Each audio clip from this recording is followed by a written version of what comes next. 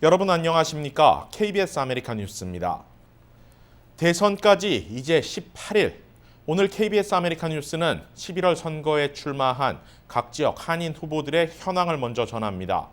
연방 하원과 주상원, 시의원까지 그 어느 때보다 다양한 선출직에 한인 후보들이 도전하고 있는데요. 그중 가장 많은 관심이 모아지는 곳, 미셸 박스틸 오렌지 카운티 슈퍼바이저가 도전하고 있는 연방 하원의원 선거입니다.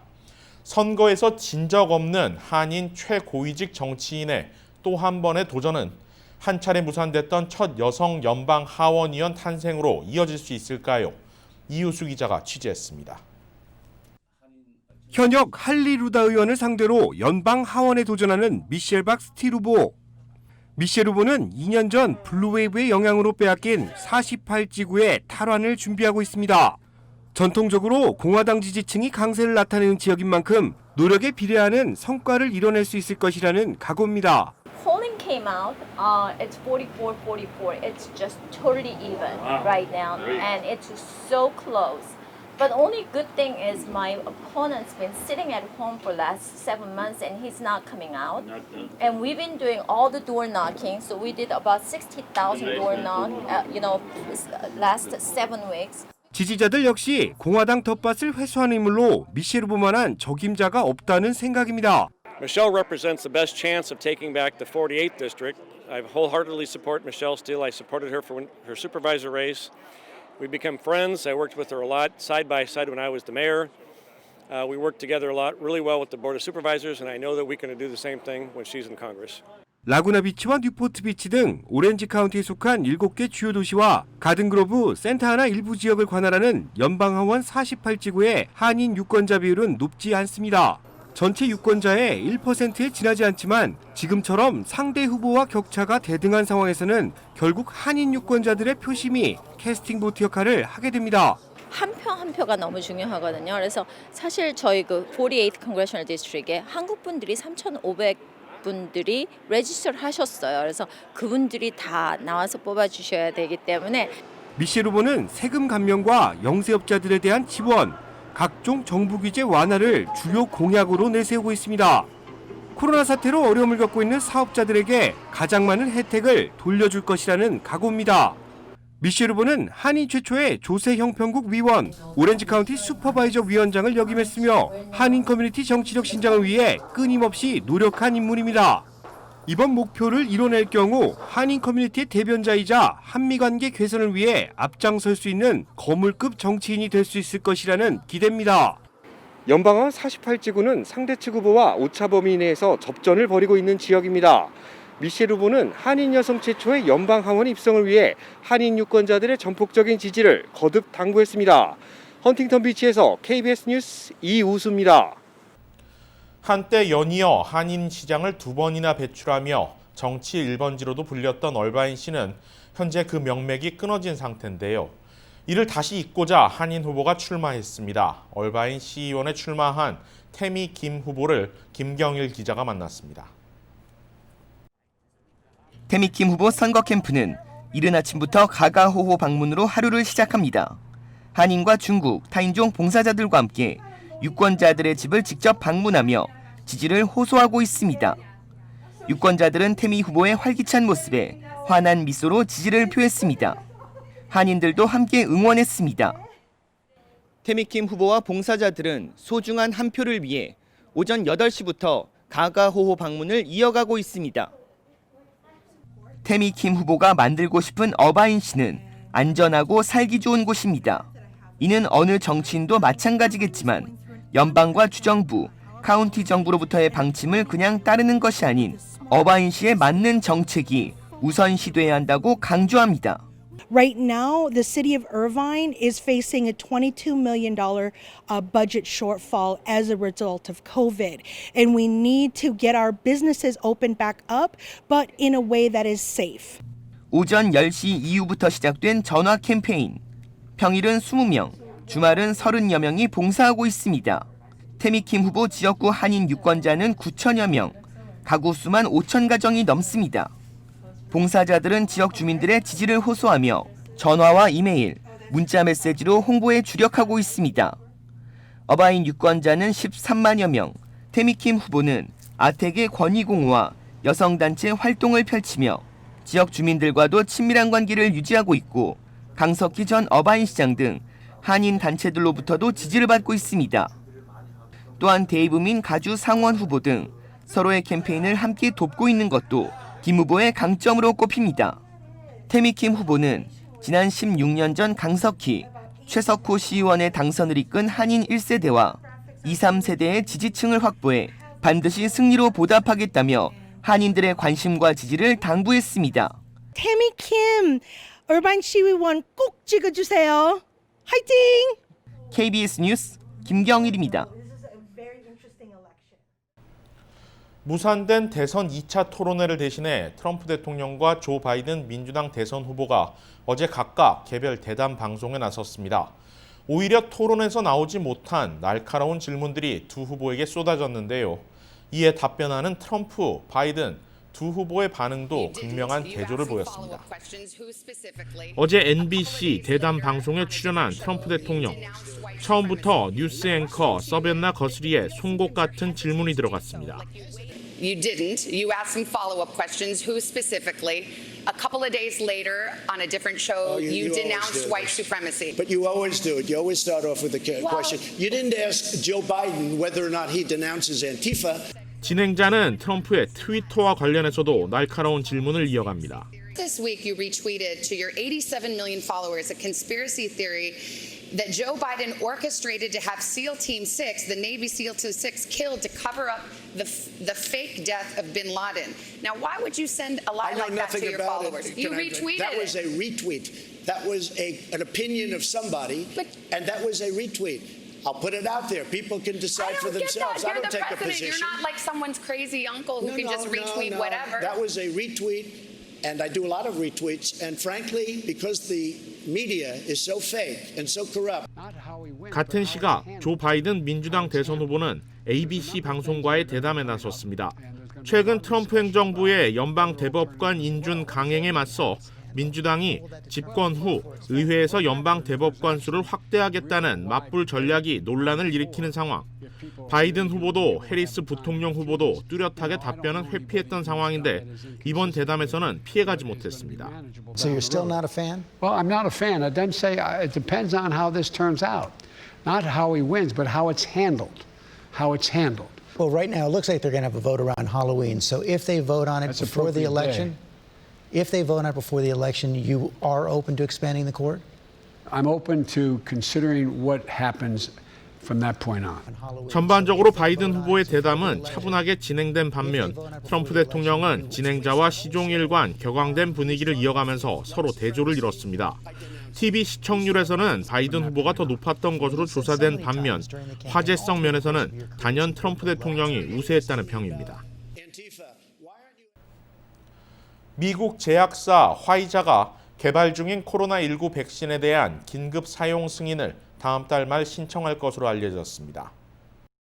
로이터 통신 보도에 따르면 화이자는 독일 바이오엔테크와 함께 개발하는 코로나19 백신과 관련해 안전성 검증이 끝나는 다음 달 셋째 주에 식품의약국 FDA에 긴급 사용 승인 신청을 할 전망입니다. 엘버트 불라 화이자 최고 경영자는 백신의 효과 등을 검증하는 현재의 임상 속도로 볼 때 11월 셋째 주에는 안전성에 대한 데이터를 확보할 수 있는 것으로 보이고 자료가 준비되면 곧바로 사용 승인 신청을 할 것이라고 설명했습니다. FDA는 개발 단계의 백신에 대한 긴급 사용 승인을 위해 최소 2달치의 안전성 검증 자료를 요구합니다. 만약 예정대로라면 코로나19 백신은 대선 이전까지는 어렵지만 올해 안에는 공급이 가능해질 전망입니다. 화이자는 승인이 나오면 1단계로 1억 회 분량의 백신을 생산해 의료진 등 코로나19에 감염될 가능성이 큰 사람들에게 접종할 방침입니다. 접종받을 수 있는 위험군은 5천만 명으로 추산됩니다. 화이자와 바이오엔테크는 올해와 내년 모두 4억 5천만의 분량의 백신을 미국과 유럽연합 등 각국 정부에 공급할 계획인데 필요에 따라 다른 외국 회사들과 공동 생산하는 방안도 검토 중입니다.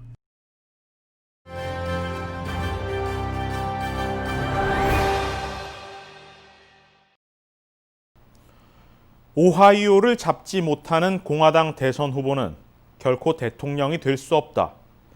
역사가 입증한 미국의 대선 공식입니다. 실제로 이 공식은 정확히 맞았습니다. 멀리는 링컨 대통령부터 가장 최근 트럼프 대통령에 이르기까지 공화당 대선 후보가 오하이오주의 선거인단을 가져가지 않고 백악관에 입성한 전례는 없습니다. 1964년 이후 오하이오주는 계속 역대 대통령을 정확히 지목했습니다. 1900년까지 거슬러 올라가도 오하이오주가 대통령을 지목하지 못했던 적은 31번의 대선 중에 단 2번밖에 없습니다.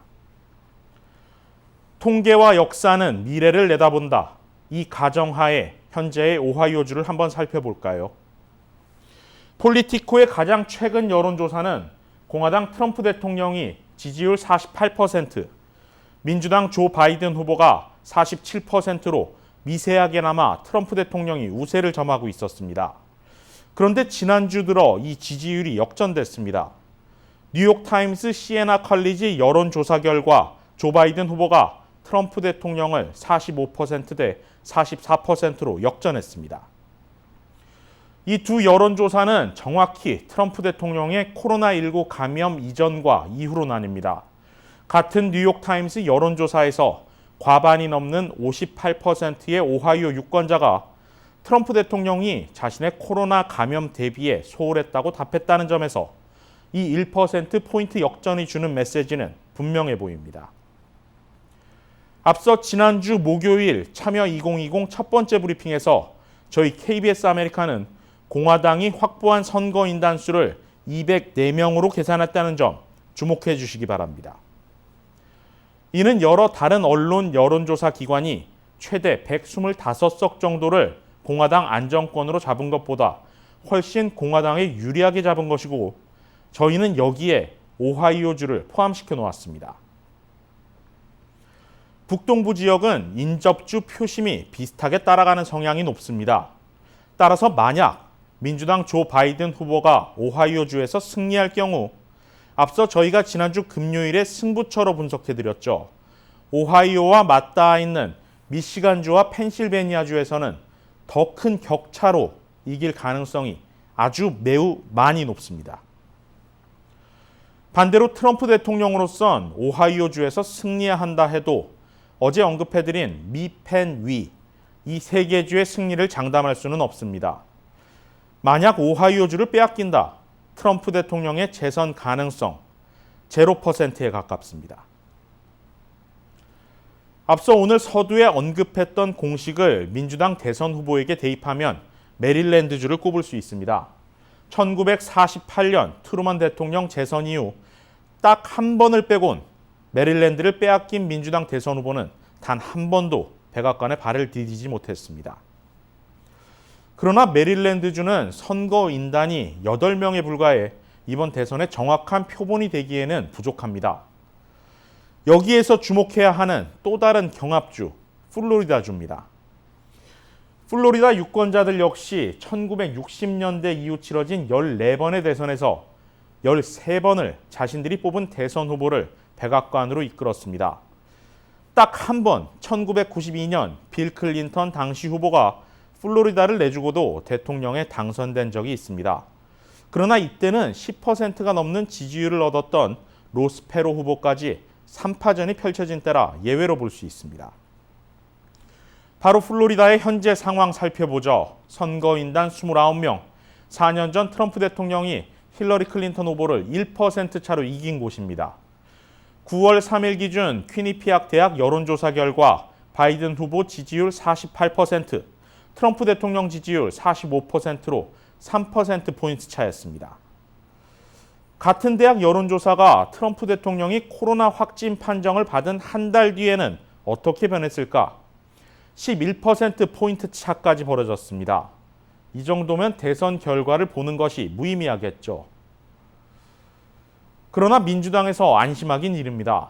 하나의 여론조사로 모든 대선 판세를 볼 수 없죠.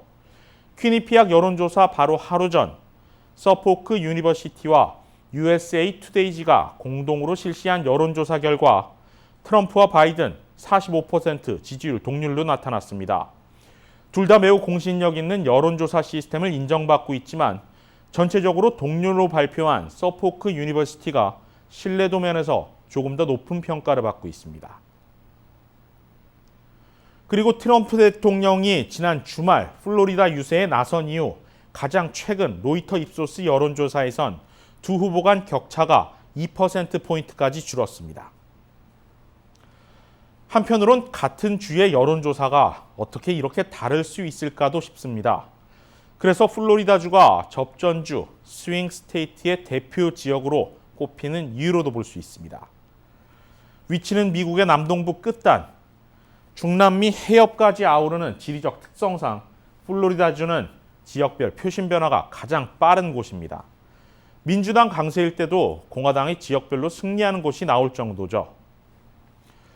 변수는 역시 코로나19입니다. 캘리포니아, 텍사스와 더불어 2차 재확산이 가장 빨리 이뤄진 주라 민심의 동향 역시 빠르게 변하고 있습니다.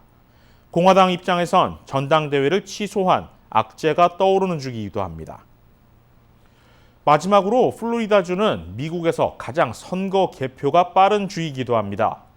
11월 3일 밤 아마도 시청자 여러분은 플로리다주의 개표 결과를 통해 미국의 46대 대통령을 미리 떠올릴 수도 있을 겁니다.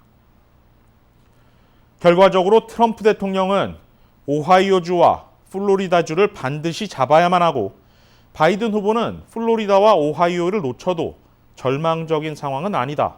이렇게 볼 수 있습니다. 오늘 브리핑, 공화당을 지지하는 유권자분들에게는 다소 불편한 분석이 될 수도 있습니다. 하지만 참여 2020은 정확한 판세 분석을 통해 보다 많은 한인 유권자들이 선거에 관심을 갖고 투표에 참여할 수 있도록 하는 목적으로 기획된 만큼 이 같은 분석이 좀 더 많은 한인 공화당 지지 유권자들의 투표 열기를 지필 수 있으면 좋겠습니다.